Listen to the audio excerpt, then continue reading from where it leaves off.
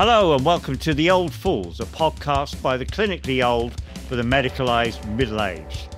I'm Ian Martin, serial grandpa and retro futurist flotsam. I'm joined inevitably by my co-host, the legendary former Smiths frontman, Morrissey! Correction, David Quantick. That really sounded written. I wonder if you wrote that in advance.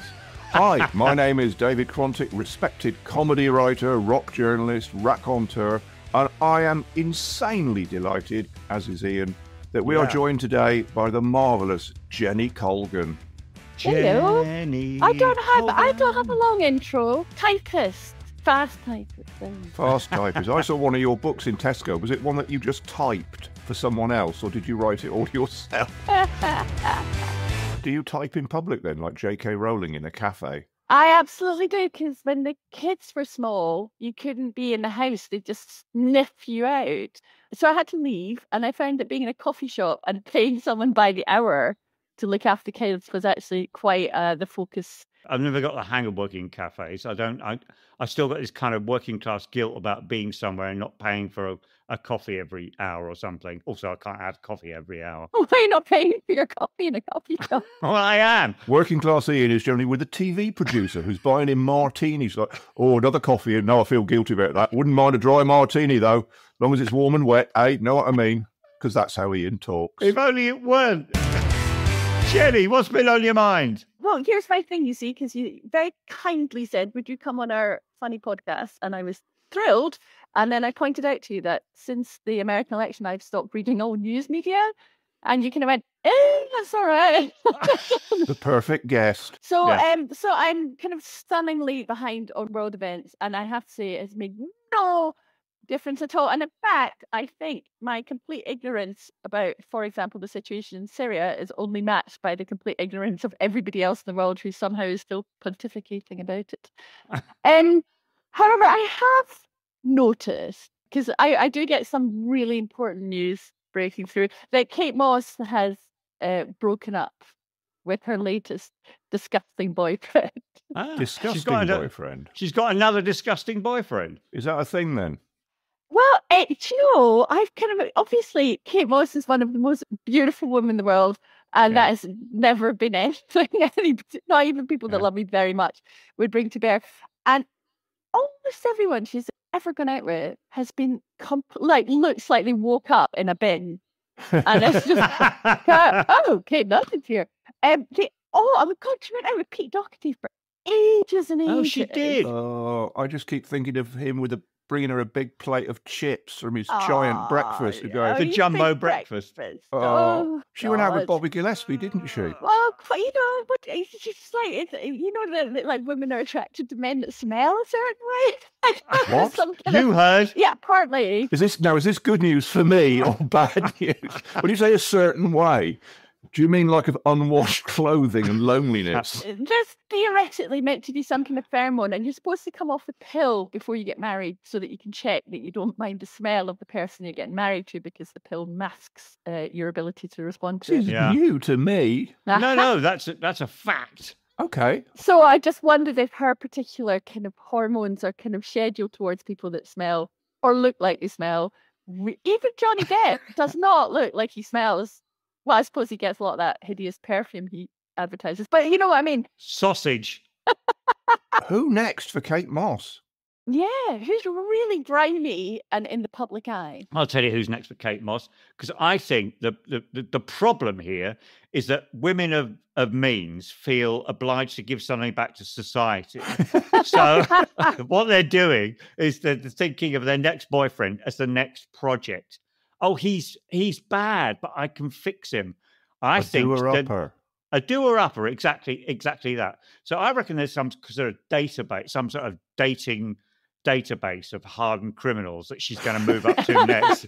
It's like, the dark dating web. Yeah, Pentonville Tinder.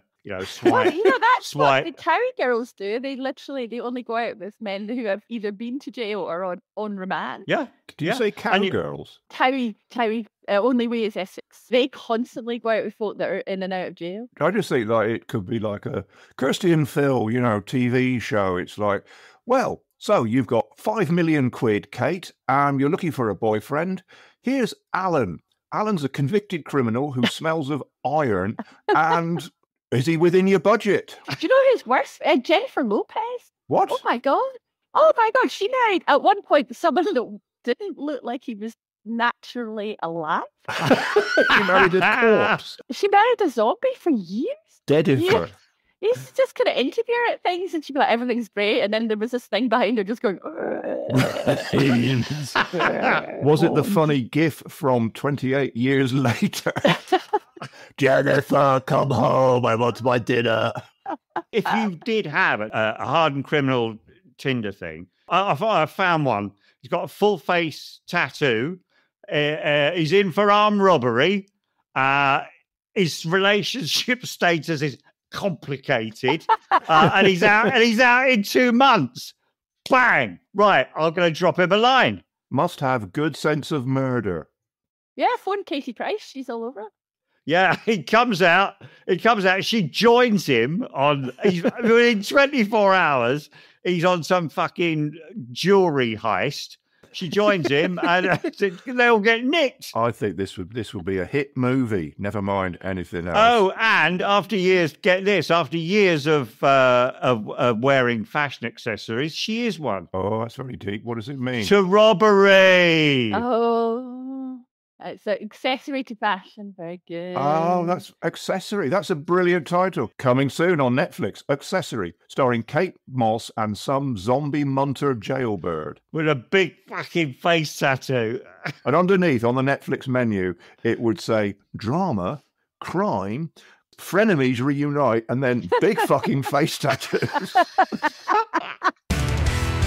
What's been on your mind, David Quantick, old fool? So, many years ago, I wrote with a brilliant writer called Jane Bussman, and one of her great observations was based on watching the news, and they were interviewing a detective inspector, and he was referred to as a real-life Inspector Morse. And that's kind of haunted me, this idea that nothing is real unless it's fictionalized. It's not enough to be a policeman. You have to have a fictional counterpart. Like the world is a screen. And this has sort of come to mind this week when the manoeuvres, sorry, I sound like I'm Ian Hislop. This has come to mind this week when the manoeuvres involving the Murdoch family have reached a new level, as apparently the man who's a brain with glasses on, Rupert Murdoch, who just looks boiled these days, and who's still reeling from the fact that he somehow managed to snag Jerry Hall in a kind of late period post-mortem Brian Ferry. Oh, wait till he marries Kate. Oh, yeah, Kate. Wait till Kate Moss finds out about Rupert Murdoch. She'll be all over him like an overcoat. Good looking and well dressed for Kate. Too sexy for Kate Moss. That's consoling him. But basically, yeah. So his empire is in turmoil as he's not allowed to leave it to his son or something under medieval laws of Monaco. But the internet, of course, is referring to this as real life Succession. And it's like, what the fuck do you think fucking Succession is fucking based on, you toads? Dallas? You fuck. Yeah. You fucks. So, yeah. Rupert Murdoch is a real life Logan Roy. But I think people start to behave like fictional counterparts all the time. Like, if you ever see a policeman give an interview, he gives an interview like he's in a TV show about being a policeman. You know, I think we all, or like detectives start rolling their sleeves up, or writers start like putting yellow post-it stickies on the wall with like lines. But I think we kind of take our cue. I've always wanted to do one of those murder walls, where there were all these things stuck up and random bits of string going from one point to another, because it looks as though you know what you're doing. Do you think if you work in Ryman, somebody comes in and they're like a ball of string, please, and 200 push pins? They go, planning a murder mystery, are we, sir? Yes. And who prints the photos? I mean, they're never in these things. They're always glossy A3 prints. They're never done, like my printer. There's always a big line through it, and I've run out of cyan halfway through. Do you know, my kids were wondering why there's no more serial killers. They're wondering why there's... Are they feeling nostalgic for serial killers? I think they've been watching some Netflix stuff and going like, are there any serial killers? And it's like, no, everyone got a Ring doorbell, and they kind of gave it up. You mentioned station there, David Quantick. Did I? I think you did. What station? Who cares? Hastings South. Oh, okay. Hastings Station. See, now I know what you mean. God. And can I just... That sound you hear is the sound of Ian trying to turn the show round to his anecdote. Fuck it. Come on, Ian. Let's hear it. No, you go on. Fuck you. No, what's happening in the station? I need to know. Oh, all right. We've had an intercession from an angel. It's like, it's a wonderful life. A world without Ian, would it be a better place? Obviously. But no, here comes Clarence to save Ian from jumping off the bridge. Fuck off. Shouted James Stewart as he tumbled into the easy way. Okay. Have you heard? Have you seen those fucking stupid poetry boards at stations? Yes, like stations. Hastings South. We don't have them at Hastings Station because we're not part of the underground network.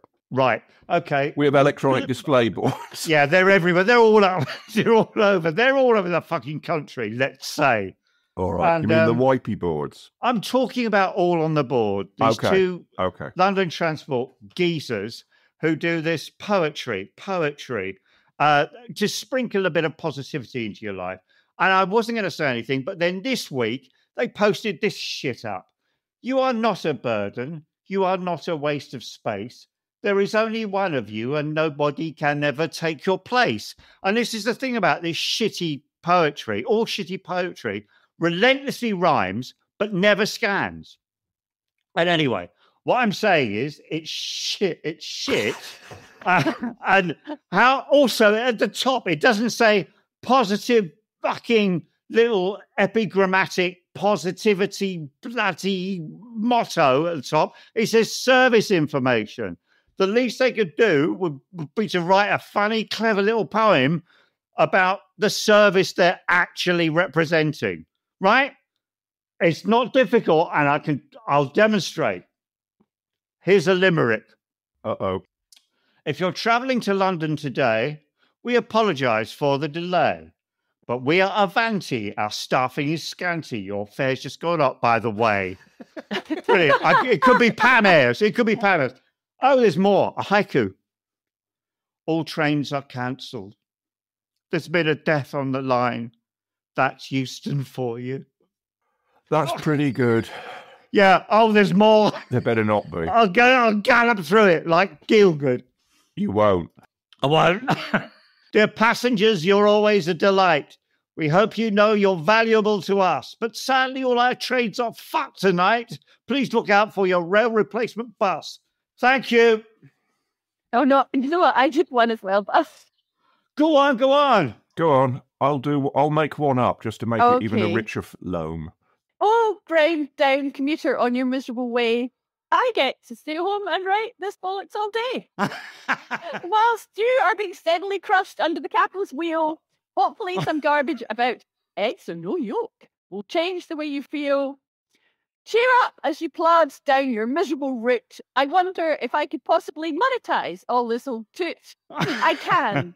My name is Jeremy. This has been Divine. Available in all good bookshops for $14.99. Hey! That was great. Here's mine. The Central Line train is no longer going to Acton. Your day is fucked. You might as well go to Clacton. Just made that up like that. Brilliant, isn't it? Absolute genius, yeah. My whole thing about underground poems is always the job swap thing. Dear underground staff, stop writing fucking poems, otherwise we'll get poets in to write the travel information. And we've just seen, thanks to Ian and Jenny, what havoc that might wreak.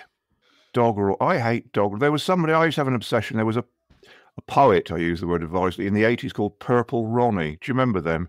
It was probably you, Ian. And he did cute drawings in a sort of French style. And his poems are all like, oh no, I've sat on my bum. I did a fart and shit on my thumb. I've met him. That's pretty good. You've met Purple Ronnie? He is the poshest man I have ever met. Yes. Wow.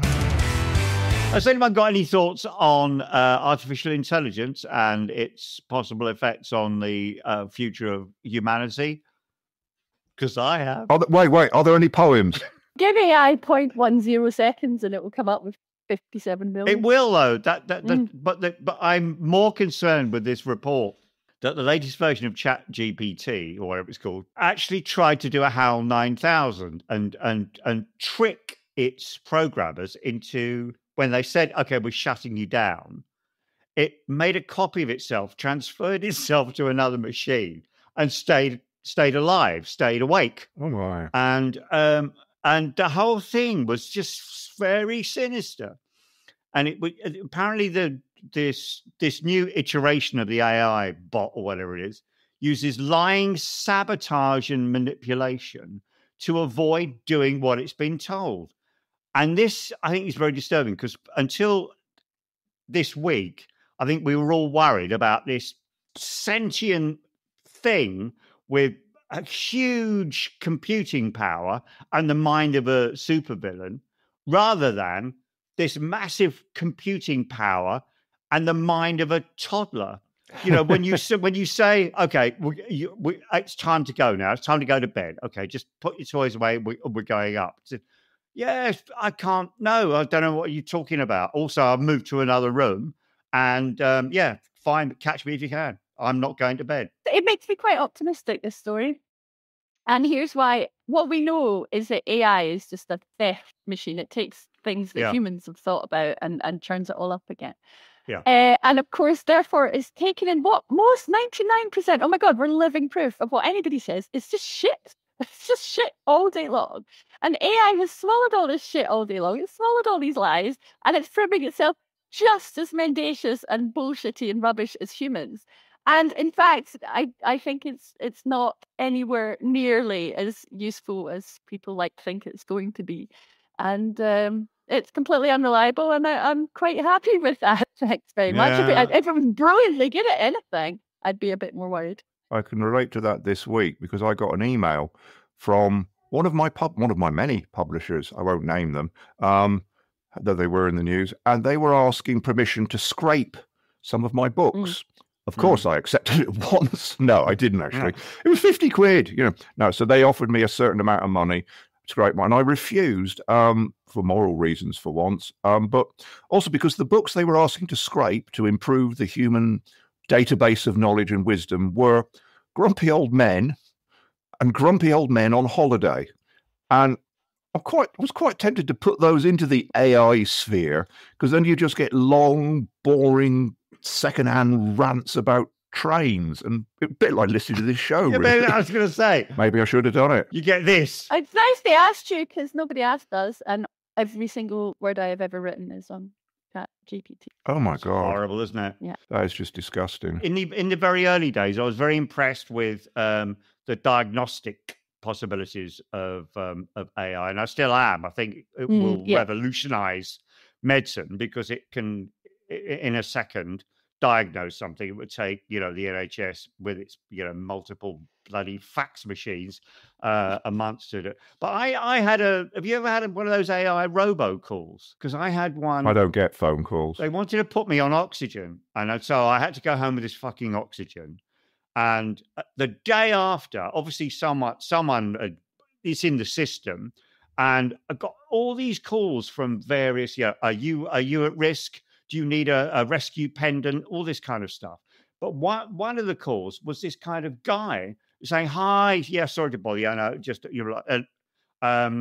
just wondered if you were thinking of getting whatever it was. And there was a gap, and you would say something like, "Sorry, who are you? What the fuck you want?" And you'd say, "Yes, oh, sorry." But the whole thing seemed to pick up on what I was saying, or the tone of what I was saying, and crafted it. It took me, I swear to God, it took me best part of a minute to work out that it was a machine and not a person. Horrible. That's terrible. I'm more concerned about, say you go for an AI consultation and it just can't be arsed, and it's just, you're fine. And you've been shot in the chest with an arrow, and it goes, "No, you haven't. You've got a cold. Let's go to the pictures. You got man flu." I think, and the other problem is when people ask AI to do something and it's not very good at it, you don't then kind of go, well, if it was a child, you'd go, right, let me show you where that's wrong. Yeah. You don't do that with AI, you just wander off. So the next time round, it just incorporates it back again. I hope you are right in that it has seen like 1 million X-rays and 1 million MRIs, so that it is better placed. But I have to tell you, it's very bad at not lying to you about whether Australia exists. Yeah, absolutely. I mean, it is crap. Plus, also, the other thing is, if it's going to, it's like all of these things, it's like my not reading the news thing. If it is going to enslave us imminently, the amount of things I personally can do about that are so small. I just think, I mean, it's not going to be like the Terminator, but there might be a huge robot who looks like a human, but he'll just say things like, you can turn your oven up to 1 billion degrees, or it's perfectly safe to microwave a kitten. Why don't you try it? Instead of being like Arnie and going, I'll be back, it'll be going, you can microwave a kitten. It is fine and delicious. I would absolutely follow those orders if they were delivered. if they were delivered in that authoritative Austrian way, I think I would be, I'd go. The capital of Sweden is Kate Moss. Population, a shilling. Now, you were saying, Jenny, that you don't read the news, and I of course, for 2 days again this week, none of us were reading the news because the Guardian and the Observer staff were on strike, and in solidarity, we weren't reading the news. Do you want to hear some of the headlines that I refused to link to? Yes, please. Why are you shaking your head, David? Oh, I thought it was a real question. Sorry. I didn't realise it was another one of your rhetorical devices in which you could read your bad poetry. I'm just fucking being polite for once. Arsehole. Right. I'd love to hear these headlines. Good. Thank you so much. Are there 4 of them? Just let me read them out in my Guardian voice, okay? A lunch that changed me. Oysters, quail, and syllabub at a nude funeral. I have a little puppy. I love my little puppy. Why am I an unhappy puppy papa? Quote, too fat for Agincourt, close quote. Why I'm suing a battle reenactment society. Okay, I'm out. That's me done. I'll shut up for the rest of it. Sorry. Conscious that I've just been reading shit out all the time. I'll be quiet now. It was very good, Ian. They were very funny. Up. No, I enjoyed them. Don't even fucking start with your sarcasm. I wasn't starting. Yeah, I wasn't being exactly. sarcastic. You weren't starting. I talked to ChatGPT. My advice to you would be to don't do the voice because you're sort of doubling down. The comedy's great, but doing the voice as well is the cherry on the cake. Thank you, comedy ChatGPT, AI bots. Thank you for your algorithmic advice there. I don't suppose there's any money in pretending to be ChatGPT, is there? This is going to be very interesting because it responds to you depending on how you speak to it. So if you're polite to you, it's polite back. So if all of yours comes out with lots of kind of AI-based swearing, we'll know that you are verbally abusive to your ChatGPT. Yeah, I mean, you wouldn't have seen this, Jenny, but there was a story. Apple News, the AI news aggregator, decided that the BBC had said that Luigi Mangione had shot himself. I don't know, nobody knows where they got it from, but they attributed it to the BBC, and the BBC, quite rightly, are now fucking furious. Oh, yeah, that's mad. It was the lead made up story on the news summary. We are already in a world where you're completely primed to have any facts that you want anyway. Yeah. So today, Prince Andrew did a wee-wee. The good thing is Prince Andrew has almost become literally the scapegoat in that now anything goes wrong. It was Prince Andrew. It's like, all right, with the sex scandals, great. It's like now he's like apparently best friends with the Chinese spy. It's like, what else? Prince Andrew just walks into a shop and instantly the concept of evil attaches itself to him. I wonder why. Maybe he's a bad person who's got lots of money. Yeah, maybe all the bad things we attribute it to him, but he actually did. Well, although I actually, without any situation, can I just say, by the way, my dad and I sat down to watch that show about the interview, and we watched it, and it was terrifically well done. The Amazon Prime one with Michael Sheen playing Andrew. And at the end of it, he turned to me. Yeah, I can't warm to that Emily Maitlis. Brilliant. Anyway, that's Dad's for you. But there's something about because he can't sue or say anything about it. I'm not denying that he's a bad man, but he's one of very, very many bad men. And it is almost a thing like, you can say whatever you like, but almost like bad men are that guy. Whereas, of course, what we know is bad men are much more like that awful situation in France, where the guy went round the village and said, who'd like to go on my near dead wife? And like half of them went, yeah, all right. that's much more the actual state of play than it's all Prince Andrew and everybody else is fine. I can't wait for him to start going out with Kate Moss. Everyone's bad now. Everyone's bad now? No. What are you, Steely Dan suddenly? What do you mean? Everyone's bad now. Everyone's bad now. Just thought I'd save time. Go on AI chatbot. Is everyone bad? Yes, everyone is bad. Except for you, Ian. You're lovely. Your eyes sparkle. And you have a pretty bum. That's what AI would say in this situation. Is it, though? It just sounds suspiciously like you. You could talk with your Guardian headlines. The new Coldplay video directed by Spike Jonze, is the most beautiful kind of homage to aging and to Dick Van Dyke, who's obviously a wonderful man, and his family, and it's incredibly beautiful and moving to watch. Unfortunately, you have to also do this while listening to a Coldplay song. I was kind of angry about it for the reasons, I mean, not just for the reasons that you say that, yeah, basically it's like watching Mary Poppins and listening to an elephant shit on the soundtrack instead of the music, but just that they are using this wonderful story, this amazing man, this great career, just to sell some piano ballad shit. And I'm sure he's best friends with Chris Martin and they hang out together and they laugh about the similarity of Chris Martin's songs to those of Keane and all that kind of thing. But fucking hell, it's just, what next? Is someone going to, someone shit going to get a video of Casablanca and just play Ed Sheeran songs over it? Is that the future of art? The Mona Lisa, its lips will be moving as Mick Hucknall sings Galway Girl. I got my red-haired pop stars mixed up then, but I am 63. I was just really angry. And I do like Dick Van Dyke a lot. In everything he's done, except this. This should be deleted. When he dies, the obituaries should just stop. Dick Van Dyke died in 1977. The end. I think if you were writing a kind of terrible subway poem, you would go, you've got to put up with the rain if you want the rainbows, that bollocks. I think the video is worth the soundtrack because I think it's gorgeous. And I think when his family comes in, it would take a stonier eye than me not to be very moved. That eye belongs to me. I should watch it. I haven't seen it. Oh, I can just see you there with your hanky out. Oh, you should. It's something. I've seen a clip with him dancing, doing the old soft shoe shuffle, all that, giving it all that. But I don't know what the song is or anything. It's a bit like, the Hurt video for Johnny Cash. Oh, it has a similar effect, only obviously Johnny Cash's version of Hurt is an absolute masterpiece. And this is not one of those. But it's great. You should watch it. I don't like the Johnny Cash Hurt video either. Oh. Okay. What a surprise. Oh, I found a load of miserable things. It's like, Johnny Cash, why don't you just go, we'll film everything depressing in your life in this secondhand museum and you sing about being sad. Oh, we're just going to ruin what about Timothée Chalamet as Bob Dylan? It is one good thing about Timothée Chalamet. His name does sound like a Bob Dylan lyric. Timothée Chalamet! His name sounds like the worst Donovan song ever. Timothy Chalamet. Stars as Bob Dylan. The role has also been played.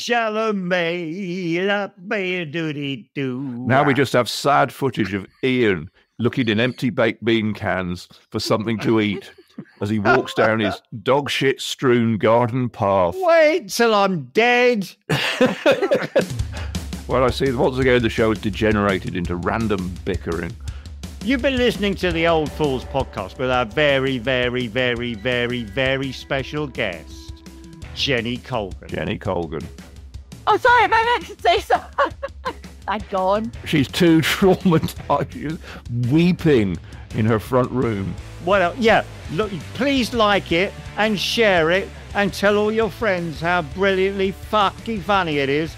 Also, it's Christmas next week on The Old Fools. Sarah Phelps is coming back and we'll all be wearing white beards and just talking only about Christmas, nothing else, probably.